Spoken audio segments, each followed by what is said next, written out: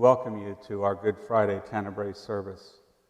It will be a series of lessons from Isaiah and Luke.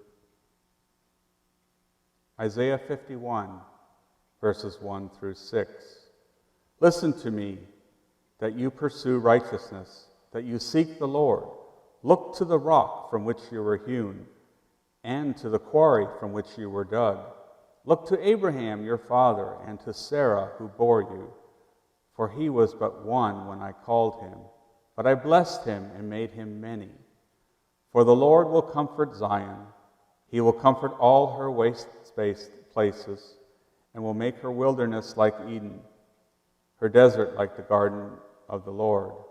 Joy and gladness will be found in her, thanksgiving and the voice of song. Listen to me, my people, and give heed to me, my nation. For a teaching will go out from me, and my justice for a light to the peoples. Will bring near my deliverance swiftly. My salvation has gone out.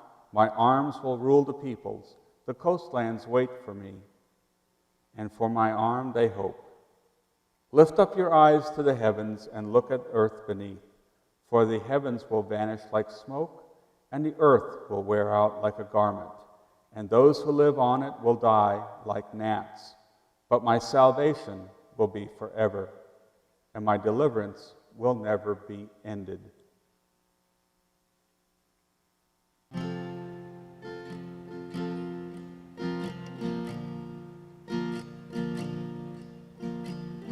Please join with me in singing.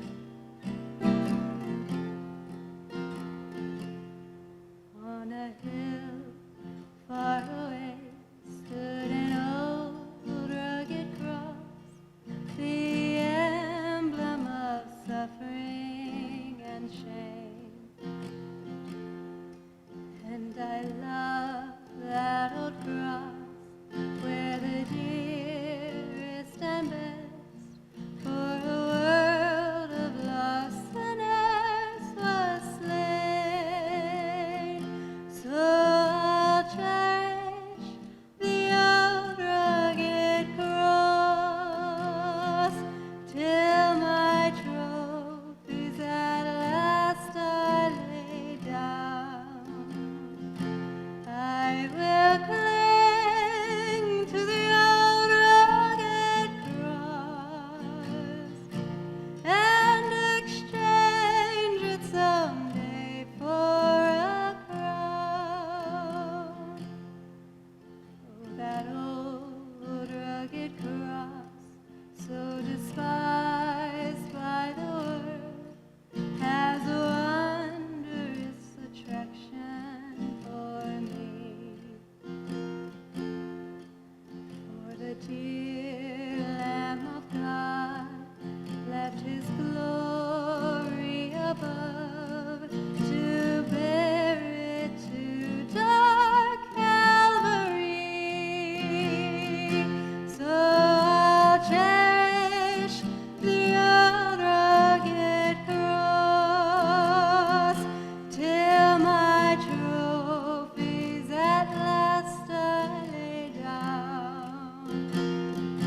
I will cling to the old rugged cross and exchange it someday for a crown. Isaiah 53, verses 1 through 6. Who has believed what we have heard, and to whom has the arm of the Lord been revealed? For he grew up before him like a young plant, and like a root out of dry ground. He had no form or majesty that we should look at him, nothing in his appearance that we should desire him. He was despised and rejected by others, a man of suffering and acquainted with infirmity. And as one from whom others hid their faces, he was despised, and we held him of no account. Surely he has borne our infirmities and carried our diseases, yet we accounted him stricken, struck down by God, and afflicted. But he was wounded for our transgressions, crushed for our iniquities. Upon him was the punishment that made us whole, and by his bruises we are healed. All we like sheep have gone astray. We have all turned to our own way, and the Lord has laid on him the iniquity of us all.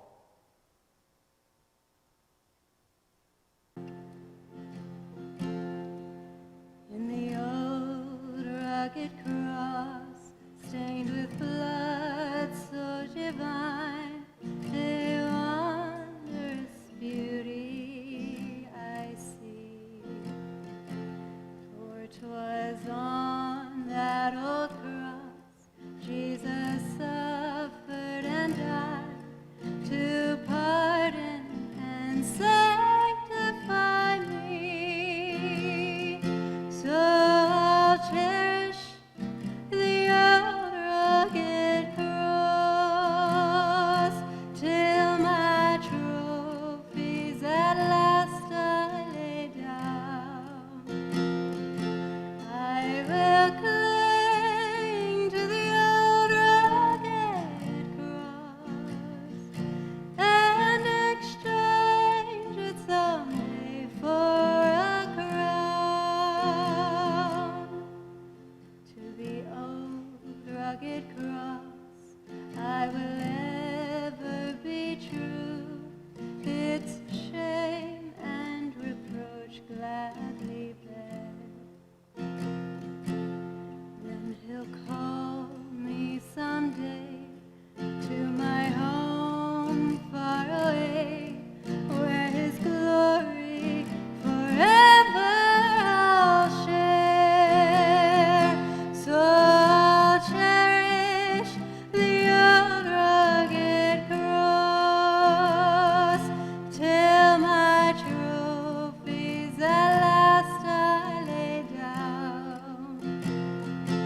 I will cling to the old rugged cross and exchange it someday for a crown. I will cling to the old rugged cross and exchange it someday for a crown.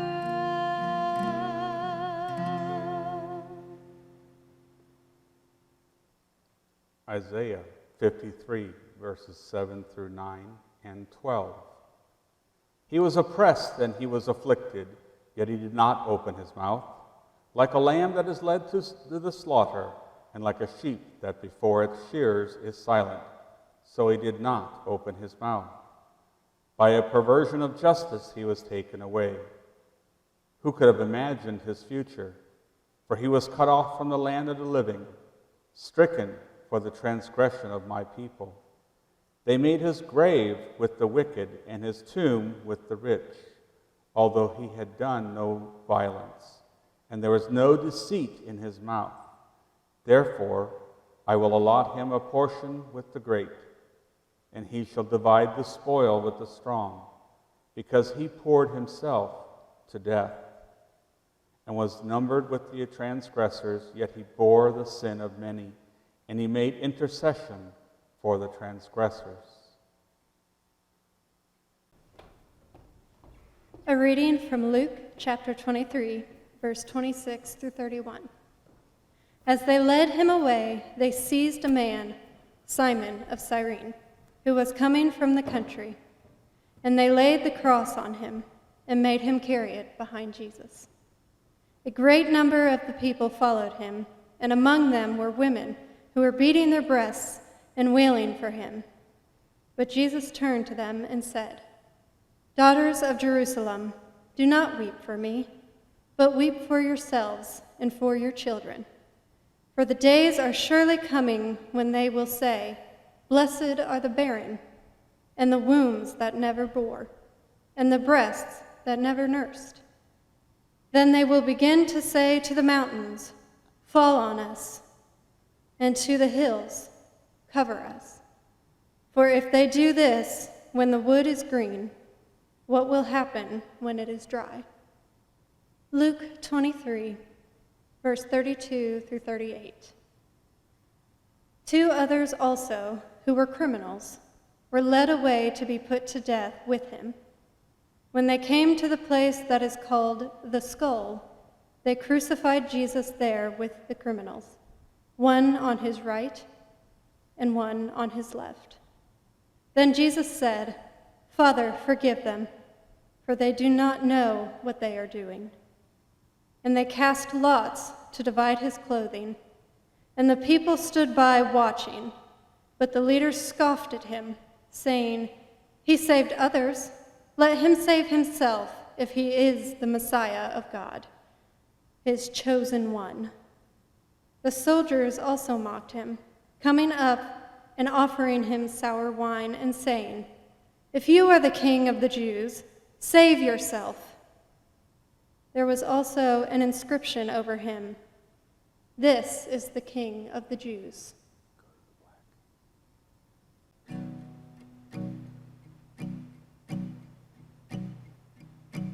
When I survey the wondrous cross on which the Prince of Glory died,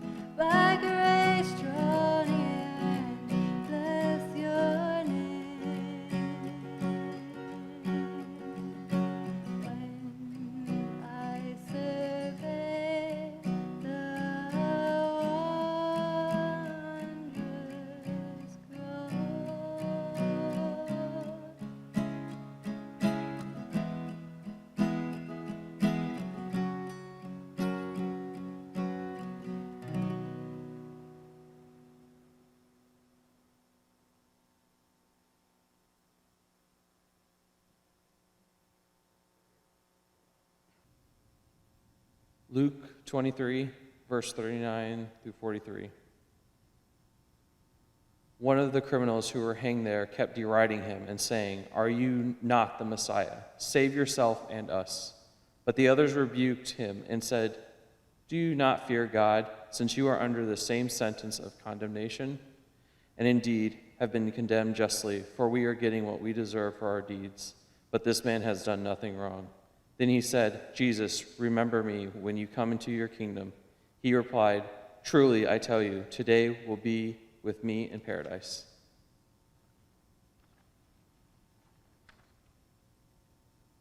Luke 23, verse 44 through 49. It was now about noon, and darkness came over the whole land until 3 p.m. While the sun's light failed and the curtain of the temple was torn in two, then Jesus cried out with a loud voice, said, "Father, into your hands I commend my spirit." Having said this, he breathed his last. When the centurion saw what was taking place, he praised God and said, "Certainly, this man was innocent." And when all the crowds who gathered there for the spectacle saw what had taken place, they returned home, beating their breasts. But all of his acquaintances, including the women who followed him from Galilee, stood at a distance watching these things.